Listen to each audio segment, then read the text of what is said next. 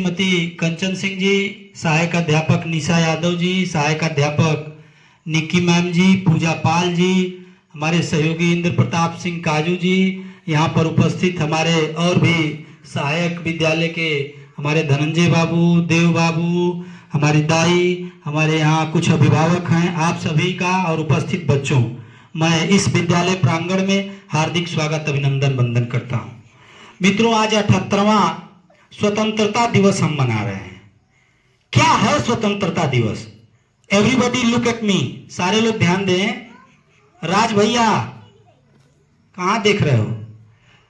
हम लोग स्वतंत्रता दिवस मना रहे हैं ना। किस चीज से स्वतंत्रता पता है? No sir. किस चीज से स्वतंत्रता मिली हम सभी को? हाँ बेटा, हमारे देश में दूसरे देश के, कहाँ के? अंग्रेज, जो ब्रिटेन के रहने वाले हैं, वह लोग ईस्ट इंडिया कंपनी आई 16वीं शताब्दी में। अभी क्या चल रहा है? 2024।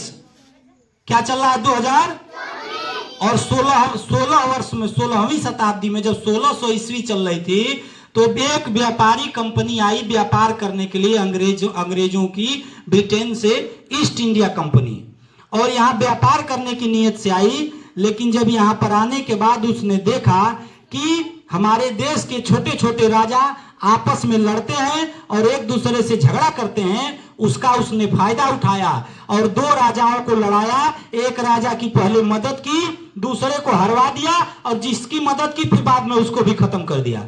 ऐसे करते करते लॉर्ड क्लाइव के नेतृत्व में आई हुई ईस्ट इंडिया कंपनी एक दिन पूरे भारत पर शासन करने लगी और दिल्ली सल्तनत पर उसका कब्जा हो गया और हमारे देश को पूर्ण रूप से लूटने का काम किया।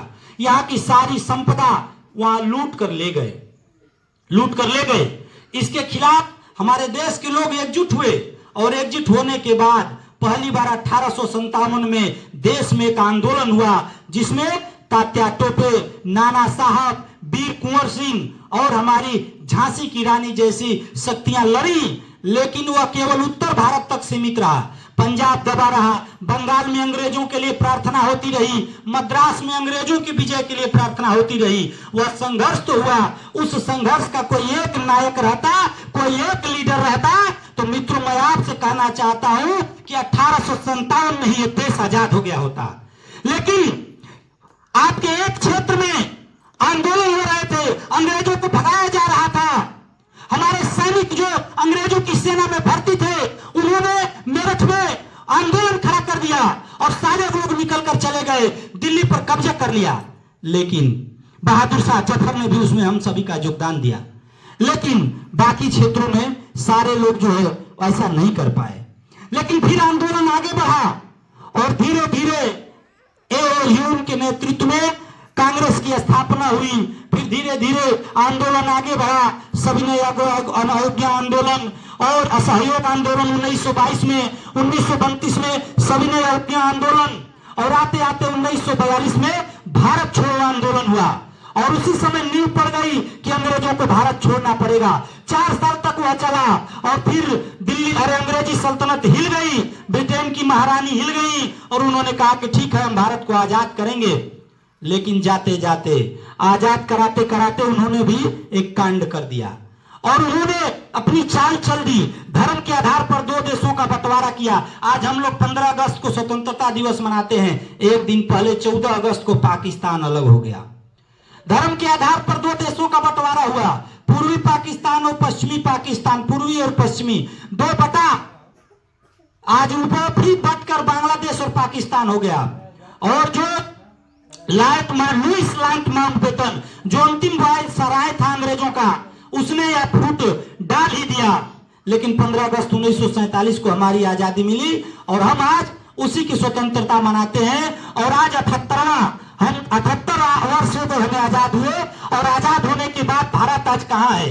हम आज विश्व की तीसरी सबसे बड़ी अर्थव्यवस्था बन गए हैं। आज दुनिया के सारे देश आज हमारे देश की तरफ नतमस्तक हैं और पूरा विश्व 78 साल में ही पुनः भारत को विश्व गुरु मान चुका है। मित्रों, विश्व गुरु मान चुका है पुनः।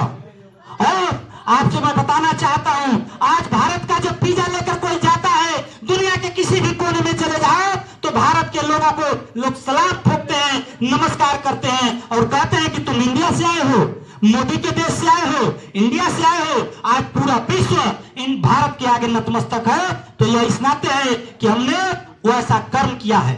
आज हम वायु सेना हो, चाहे थल सेना हो, चाहे जल सेना हो, चाहे इंफ्रास्ट्रक्चर हो, चाहे हमारे डेवलपमेंट हो, चाहे इकोनॉमिक्स हो, हर क्षेत्र में हमारे लोग आगे जा रहे हैं। खेल में हमारे बेटियां आगे जा रही हैं, सारे लोग आगे जा रहे हैं। इसीलिए हम इस स्वतंत्रता को अब हम जाकर बॉर्डर पे नहीं लड़ेंगे, लेकिन आप एक अच्छा नागरिक बनकर अच्छी शिक्षा ग्रहण करके आप भी एक अच्छा नागरिक बन सकते हैं और देश की सेवा कर सकते हैं। इन्हीं सब बातों के साथ, चूंकि गर्मी बहुत है, आप लोग भी आज 15 अगस्त पर थोड़ा मोड़ा कार्यक्रम भी करेंगे, उसके लिए बैठे हैं। एक बार मेरे साथ बोलेंगे, भारत माता की, भारत माता की।